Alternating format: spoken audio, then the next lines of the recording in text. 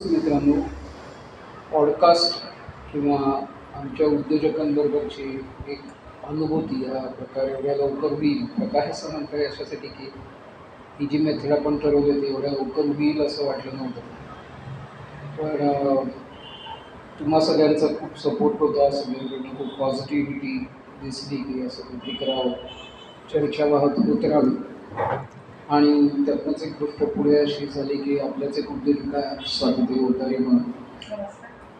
स्वातीताईंना एक खूप मानाचा पुरस्कार आत्ताच डिक्लेअर झाला आणि हा पुरस्कार त्यांना मिळाल्याच्या पार्श्वभूमीवर असं मनामध्ये आलं की आपण का नाही, आपण पहिली जी मुलाखत घ्यायची आपल्या उद्योजकांपैकी, नेहमी असं म्हणतो आपण लेडीज फर्स्ट, त्याप्रमाणे लेडी बिंग द फर्स्ट.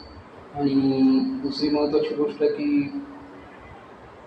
पुरस्कार प्रत्येकाला हवा असतो का नको असतो, आणि जर का एखादा मानाचा पुरस्कार मिळाला तर त्याचा निश्चितच खूप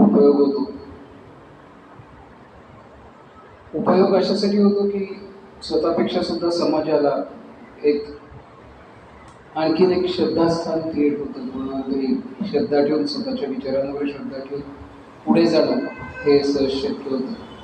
आणि एक प्रोत्साहन निश्चित उद्योजकेला किंवा उद्योजकालाही मिळतं की येस, मी जे काय केलंय त्याची कुठेतरी नोंद घेतली जाते. आपला ही जो पहिला पॉडकास्ट असेल किंवा ही जी पहिली मुलाखत असेल ही 15-20 मिनिटाच्या स्वरूपात असेल. जर आवडली तर आपण आणखी पुढे मुलाखत देऊ, आणखी बोलू. मी जास्ती वेळ न घालवता स्वाती ताईंशी गप्पा मारायला सुरुवात करतो. जाता जाता एवढंच सांगतो की आता इथून पुढचं जेव्हा जेव्हा वेळ मिळेल आणि आपण बोलू तेव्हा एक महत्त्वाची गोष्ट अशी असेल की जेव्हा काहीतरी चांगलं झालं असेल, काहीतरी चांगलं घडलं असेल, नवं काहीतरी घडलं असेल ज्याच्याबद्दल आपल्याला बोलायचं एकमेकांशी किंवा बोलावंसं जेव्हा वाटेल अशाच वेळेला आपण येऊन एकमेकांशी संवाद साधणार. काही वेळेला मी एकटा असेल, काही वेळेला असे वेगवेगळे प्रतिथयश उद्योजक असतात. प्रतिथयश म्हणजे ज्यांच्या विचारामध्ये सातत्य ठेवून, ज्यांनी प्रचंड उर्मी बाळगून स्वतःला पुढे नेलं आणि स्वतःचा असा एक ठसा कुठेतरी उद्योजकतेवर उमटवला, अशा प्रकारचं. स्वातीताईंच्या बद्दल बोलायचं झालं तर स्वातीताई ह्या स्वतः ओतारी समाजातून येतात. ओतारी समाज हा जो समाज आहे, हा समाज जर तुम्ही पाहाल किंवा तुम्हाला माहिती असेल तर मूर्ती घडवण्याचं काम किंवा शिवाजी महाराजांच्या, छत्रपती शिवाजी महाराजांच्या काळात जर तुम्ही पाहाल तर गुहा बनवायचं काम असेल किंवा अशा प्रकारचं जे काम आहे ते ओतारी समाजाकडनं मोठ्या प्रमाणात घडलं. आज हा समाज अतिशय छोट्या प्रमाणावर हे काम करतो. अगदी बरोबर आहे की अगदी हातावर मोजता येतील, हाताच्या बोटावर मोजता येतील एवढीच लोक आज या कामामध्ये आहेत. त्यात सुद्धा एका स्त्रीने वेगळं काम करणं, त्या समाजाकडनं, त्या समाजाचा भाग आहोत आपण, त्या कलेचा एक भाग आहोत, कलेचा वारसा आपल्याकडे आहे म्हणून त्याच्या एक पाऊल पुढे जाणं आणि काहीतरी वेगळं असं स्वतःचं निर्माण करणं, स्वतःचा वेगळा ठसा निर्माण करणं, हे खूप मोठं काम स्वातीताईंनी केलं. आज ठरल्यानंतर पहिल्यांदा हा जेव्हा पॉडकास्ट आपण घेतोय किंवा पहिल्यांदा आपण जेव्हा बोलतो तेव्हा एक महत्त्वाची गोष्ट अशी आहे की स्वातीताई ह्या ओरिजिनल पुणेकर आहेत. तुम्हाला माहिती आहे ओरिजिनल पुणेकर हे वाक्य मला तसं खूप आवडतं शब्द, कारण पुण्याचे जे संस्कार आहेत ते संस्कार या शब्दात खूप आहेत. दुसरी गोष्ट मी असं म्हणेन, पुणं जे संस्कार लोकांना देतं ते संस्कार खूप देतात आहे. आणि त्याहीपेक्षा महत्त्वाचं म्हणजे स्वातीताई जिथे राहतात, लहानाचे मोठे झाले, तो एरिया आहे तुळशीबागेचा. तुळशीबागेत अगदी हार्ट ऑफ तुळशीबाग, रामाच्या मंदिरामध्ये आपण गेलो तर रामाच्या मंदिरात आज शिरताना समोर काही ज्या बिल्डिंग आता नव्याने उभ्या राहिल्यात त्यातल्या एका बिल्डिंगमध्ये त्या राहतात. त्यांचं काम, त्यांचं वर्कशॉप तिथेच आहे. आणि त्याहीपेक्षा महत्त्वाची गोष्ट अशी की त्या तिथेच लहानाचे मोठे झाल्या. आणि आता ज्या पुरस्काराबद्दल आपण बोलतो तो पुरस्कारही त्यांना तिथेच त्यांच्या जवळच्या एका प्रतिथयश संस्थेकडनं, खूप मोठ्या नावाजलेल्या नामांकित संस्थेकडं, ट्रस्टकडनं तो पुरस्कार त्यांना मिळाला. त्याच्याबद्दल आपण बोलूच. प्रथमतः स्वाती तो पुरस्कार मिळाल्याबद्दल परत तुमचं अभिनंदन. धन्यवाद. आणि आता मी तुमच्याशी थोड्या गप्पा मारायला सुरुवात करतो. मी मगाशी म्हटलं तसं ओरिजिनल पुणेकर आणि पुण्यामध्ये वाढल्या, लहानाच्या मोठ्या झालेल्या तुम्ही. मला थोडंसं सांगू शकाल का की एक वेगळा समाज, म्हणजे आम्हाला तांबटाळीबद्दल माहिती आहे की तिथे तांब्याची खूप भांडी होतात वेगळ्या प्रकारे. म्हणजे माझ्या लहानपणी मला आठवते गेलो की तिथे नेहमी ठोक ठोक ठोक ठोक असं ठोकल्याचा आवाज ऐकू यायचा. अशाच ठिकाणी तुम्ही वाढलात. नेहमी आमच्यात नेहमी असं त्याला म्हणू शकू कन्फ्युजन असतं, गोंधळ असतं की ओतारी समाज हा कसा वेगळा आहे. मी जेव्हा तुमच्या समाजाच्या मला वाटतं शताब्दी वर्षाच्या रंगा जेव्हा आलो, तेव्हा तिथे जेव्हा मी आलो अध्यक्ष म्हणून आणि जेव्हा तुमच्या सगळ्यांशी संवाद साधला, तेव्हा माझ्या असं लक्षात आलं की हा समाज पूर्णपणे वेगळा, स्वतःची अशी ओळख ठेवून आहे आणि त्यात बरंचसं काम त्या पद्धतीने होत आहे. तर पहिल्यांदा आपण जिथनं येतो ते आपलं मूळ, त्याच्याबद्दल थोडंसं मला जाणून घ्यायला आवडेल. आणि ह्यातनं प्रेरणा घेऊन तुम्ही जे आज वेगळं काम करताय, मित्रांनो स्वाती ते खूप वेगळं काम करतात. ते म्हणजे वज्रलेपाचं काम ते करतात. आणि वज्रलेपाची पूर्ण प्रोसेस जी आहे, करायची जी पद्धत आहे, ती स्वाती त्यांनी स्वतः ठरवलेली आहे, स्वतः इन्व्हेंट केली. ठरवले म्हणजे स्वतः प्रयोग करून ती आणि त्यांच्या मातोश्री यांनी ती पद्धत विकसित केली. आणि आज शेकडो मूर्तींना वज्रलेप देऊन, मी असं म्हणणार नाही पुनरुज्जीवित केलाय, पण ज्याला आपण रिज्युनेट म्हणतो की त्याला परत त्यांचं मूळ स्वरूप प्राप्त करून द्यायचा प्रयत्न त्यांच्याकडनं झाला. खूप मोठा स्पृहणीय प्रयत्न आहे आणि त्यातनं बऱ्यापैकी यश त्यांना नक्कीच मिळालं आणि त्याचीच पावती म्हणजे हा पुरस्कार आहे. आपण पुरस्कारापर्यंत जाताना तो सस्पेन्स कायम ठेवून कुठला पुरस्कार वगैरे आपण बोलूच, पण त्याही आधी मला स्वाती तुमच्याकडनं हे समजून द्यायला आवडेल की तुम्ही पुण्यात वाढला, तुम्ही एका ओतारी अशा ओतारी समाजात ओतारी समाजातून तुम्ही पुढे आलात, त्याच्याबद्दल थोडंसं. आणि त्या समाजातून तुम्ही परत येता पुढे येताना त्या समाजातून जे संस्कार झाले, त्यातनं तुम्ही जे पाहिलं त्याचा कसा उपयोग झाला आणि त्यातनं तुम्ही एक वेगळेपणा कसा स्वतःचा सिद्ध केला ॲज उद्योजिका म्हणून, हे आमच्या सगळ्या तरुणाईला ऐकायला खूप आवडेल. की मला माहिती आहे अनेक जण हा इंटरव्ह्यू पाहणार आहेत, अनेक जण, आणि मुद्दामून आपण तेवढ्यासाठी मराठीत घेतोय असं तिथे की अनेक मराठी मुलांपर्यंत तुम्ही केलेलं काम पोहोचेल, मुलींपर्यंत पोहोचेल आणि नक्कीच पुढे ते तुमच्याशी संपर्क करून तुमच्याशी बोलतील पण पुढे कसं आहे ते. आपण असे संवाद होत राहणार आहेत पुढे पण. तर पहिला प्रश्न मी विचारला त्याच्यात आपण बोलू शकत. ओतारी समाज शिवाजी महाराजांच्या आधीपासून म्हणजे रामराज्य असल्यापासून आहे, तेव्हापासून आमचा ओतारी समाज ओतकामाचं काम करतो म्हणून ओतारी. म्हणजे आमच्या ओतारी समाजामध्ये मूर्ती, पालख्या, कळस हे काम करणारे लोक आहेत. पण माझ्यासारखं वज्रलेप करणारं कोणी नाही. आणि त्यामुळे आमच्या घरातच तो वारसा आला असं समजायचं. कारण आजोबा सोनार काम करायचे, वडील सोनार काम करायचे, मी आणि माझी बहीण पण, आम्ही दोघी पण सोनार काम करत होतो. त्यातून कलेचा विकास झाला असं समजायचं. आणि मला चित्रकलेची आवड होती, त्यातून थोडं पुढे पुण्यामध्ये आपल्याला भरपूर स्कोप आहे की बाई म्हणून एक जो पाठिंबा असतो तसा पुष्कळ आहे.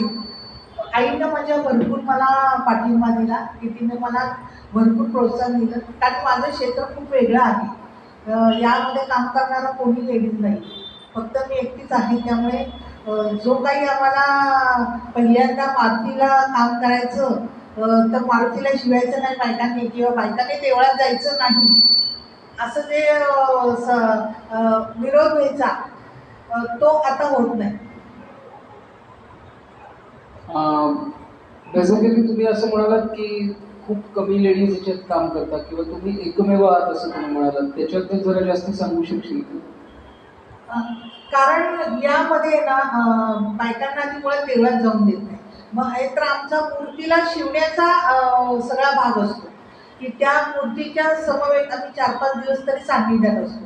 मग त्याला स्पर्श करायचं तेव्हा आपण तेवढं सगळं सोहळं ओळं पाळून किंवा बाकीच्या सगळ्या गोष्टी त्याच्या आध्यात्मिक किंवा हे सगळं करून त्या ह्याला स्पर्श करायचा असतो. त्याचे सगळे आपल्यावर इफेक्ट होत असतात. म्हणून बाई म्हणजे एखादी स्त्री जेव्हा एखाद्या मूर्तीला शिवते किंवा काय करते तेव्हा ते सगळं तुम्ही म्हणून कोणी जास्त जेंट्स सुद्धा त्या ह्याच्या क्षेत्रात जास्त नाही. त्यामुळे लेडीज पण तर नाहीच नाही. ती देवाची सेवा माझ्याकडनं देव करून घेतो, मी काही करत नाही असं मला वाटतंय. ह्याच्यात मला थोडंसं आणखीन जाणून घ्यायला आवडेल की जेव्हा तुम्ही म्हणता की तुम्ही सगळ्या गोष्टी पाळता आणि करता, पण ऑब्वियस आहे शेवटी धर्मशास्त्र जे सांगतं आपल्याला, जे एक शास्त्र आहे ऑब्वियसली मूर्ती कला ही शास्त्र आहे. आज ज्याला कदाचित इंडोलॉजी म्हटलं जातं त्याचाही अभ्यास तुम्ही खूप केला आहे, मूर्ती तत्वांचा अभ्यास केला आहे. आणि मला चर्चा करताना असं परवा तुमच्याबरोबर कळलं की विष्णूची सुद्धा खूप रूपं आहेत की ज्या विष्णूच्या वेगवेगळ्या रूपांवर तुम्ही काम केलं आहे. म्हणजे मित्रांनो, तुम्ही जर पाहाल तर फक्त वज्रलेपापुरतं हे मर्यादित राहिलं नाही, तर त्याच्या पुढे जाऊन त्या मूर्तीचा अभ्यास करणं, त्या संस्कृतीचा आपला अभ्यास करणं, त्याच्या जास्ती जवळ जाणं आणि त्याच्यातनं एक वेगळी, ज्याला आपण कला म्हणू शकू का, किंवा एक वेगळेपणा स्वतःचा सिद्ध करायला जी गरज आहे, गरज अशी आहे की मूर्तींना त्यांचं मूळ रूप परत निर्माण करून द्यायचा प्रयत्न करायचा. शेकडो वर्षापूर्वीच्या मूर्ती आहेत, हा सांस्कृतिक ठेवा आहे आणि तो सांस्कृतिक ठेवा जपायचं फार मोठं काम स्वातीताईंनी केलं. आणि त्याची कुठेतरी पोच म्हणून त्यांना सध्या आत्ताच नुकता एका मोठ्या संस्थेकडनं एक पुरस्कार मिळाला, त्याच्यात त्यांनी केलेल्या कामाची पावती मी म्हणून त्यांना दिली गेली, एक दाद समाजाकडनं त्यांना मिळाली. स्वातीताई, त्या पुरस्काराबद्दल थोडंसं सांगू शकाल का? हा पुरस्कार आहे दत्त मंदिर लक्ष्मीबाई दगडूशेठ यांचा आता मला पुरस्कार जाहीर झालेला आहे.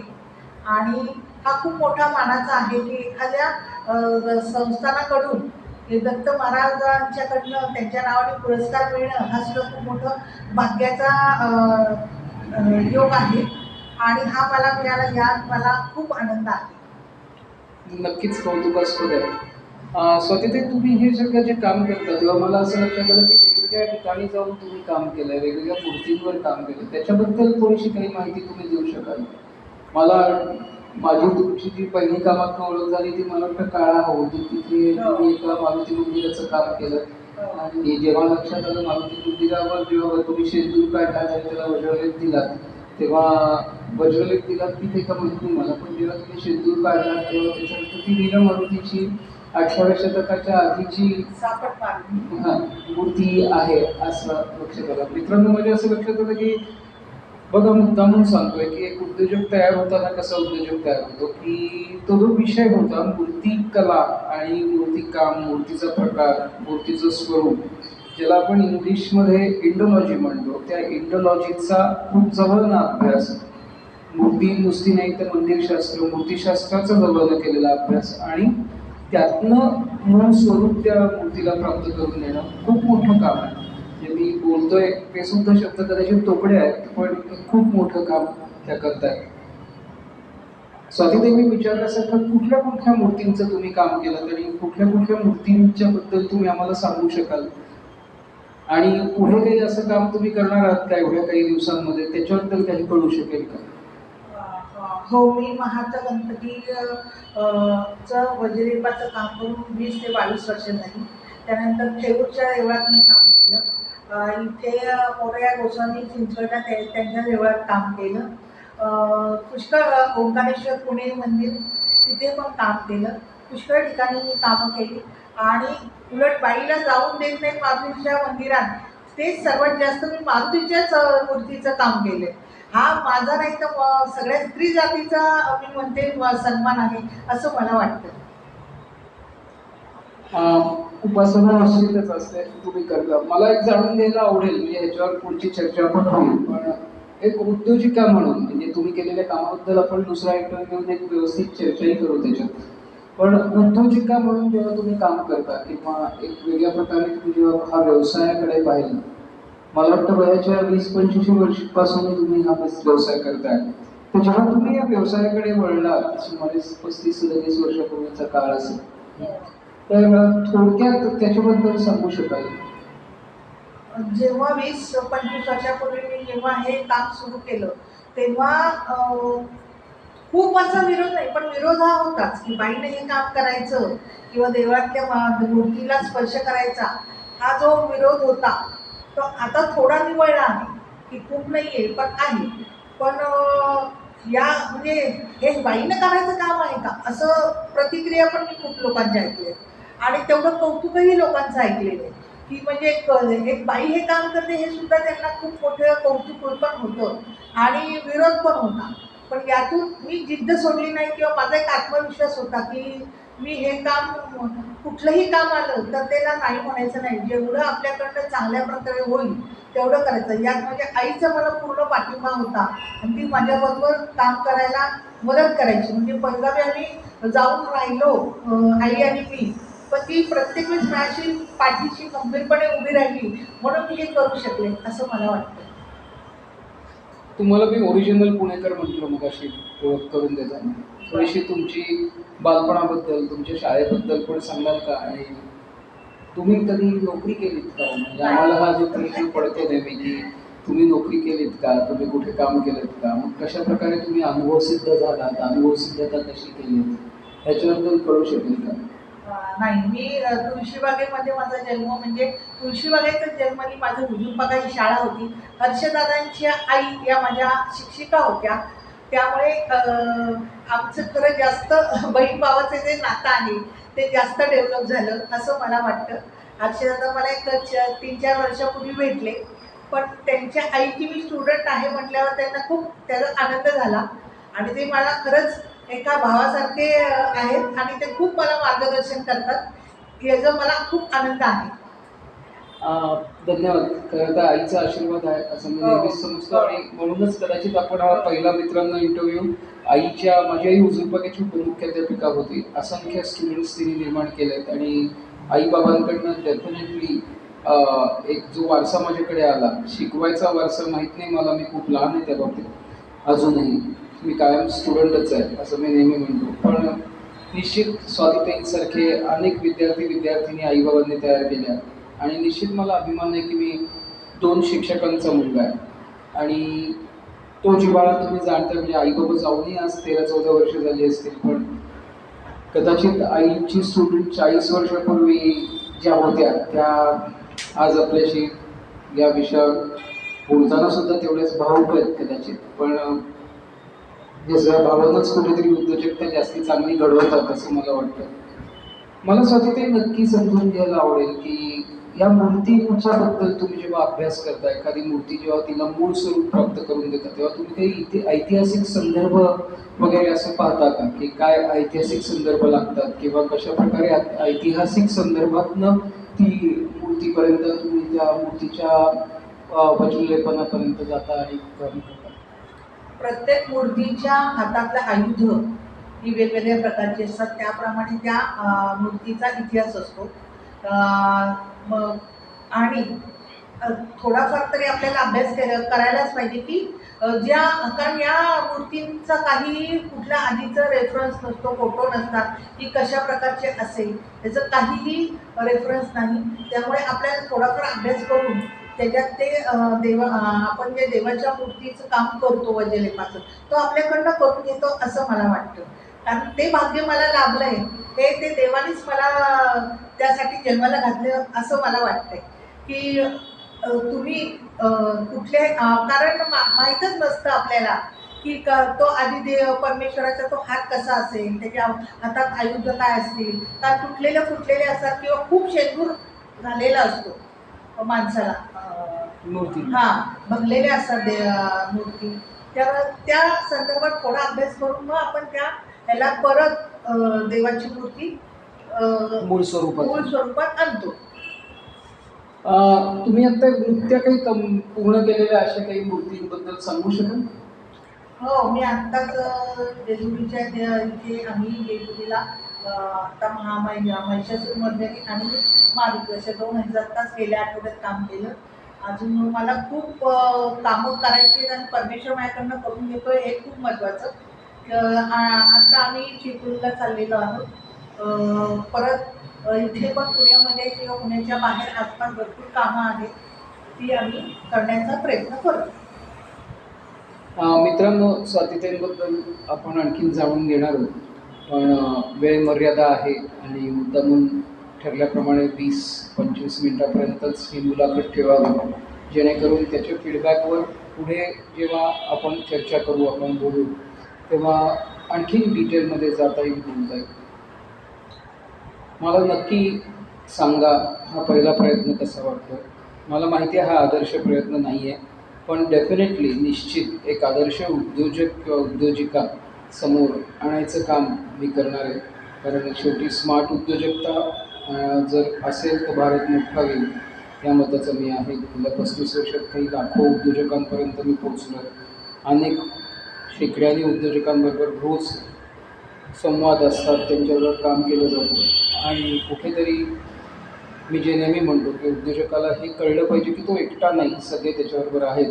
आणि त्याचाच आज प्रयत्न आहे की एक स्त्री जी एका वेगळ्या बॅकग्राऊंडमधनं येते, निश्चित पुरुषप्रधान अशा संस्कृतीमधनं ती येते आणि त्यात स्वतःचा वेगळा ठसा ती उमटवते. थोडंसं मी असं नाही म्हणणार की न भांडता ती हे करते, असं मी निश्चित म्हणेन की कुठेही वाद नाहीत, विवाद नाहीत. पण जो पुण्याचा टिपिकल संस्कार जो आहे, तो संस्कार कुठेतरी घेऊन भारतीय संस्कृती जपायचं खूप मोठं काम स्वातीताई करतात. मी नेहमी त्यांना असं म्हणतो की स्वातीताई, तुमचं काम एवढं मोठं आहे की एक दिवस निश्चित तुम्हाला पद्मा अवॉर्ड मिळणार आहे. त्याच्यावर त्या हसतात नेहमी, पण कदाचित आत्ताचा पुरस्कारही त्याची नांदी आहे. आणि आमच्या सगळ्यांच्या शुभेच्छा आहेत की भारताच्या लेवलवर भारताची संस्कृती जपायची, त्या भारताच्या संस्कृतीला आणखीन मोठं विश्वपटलावर न्यायचं काम तुमच्याकडनं हो. आणि त्या उद्योग शाळेत तुमचं कायम सहभाग असाच असू दे आणि उद्योग शाळेतल्या पुढच्या अनेक जी काही माझी मुलं येणार आहेत, जी तयार होत आहेत, अशा अनेक मुलांना तुमच्याकडनं मार्गदर्शन मिळत राहावं. जाता जाता असंही म्हणेन की तुम्हाला जर का मदतनीस उद्या तयार करायचे असतील, अशी जर यंग मुलं जर का तुमच्याबरोबर यावीत असं तुम्हाला वाटत असेल तर ती तुमची तयारी आहे का? तुम्ही त्यांना प्रशिक्षित करू शकाल का? आणि तसं काही माध्यम आपण उभं केलं तर त्याच्या थ्रू तुम्ही आमच्या बरोबर त्या मुलांना गाईड कराल का, मार्गदर्शन कराल का? निश्चितच आम्ही मार्गदर्शन करू.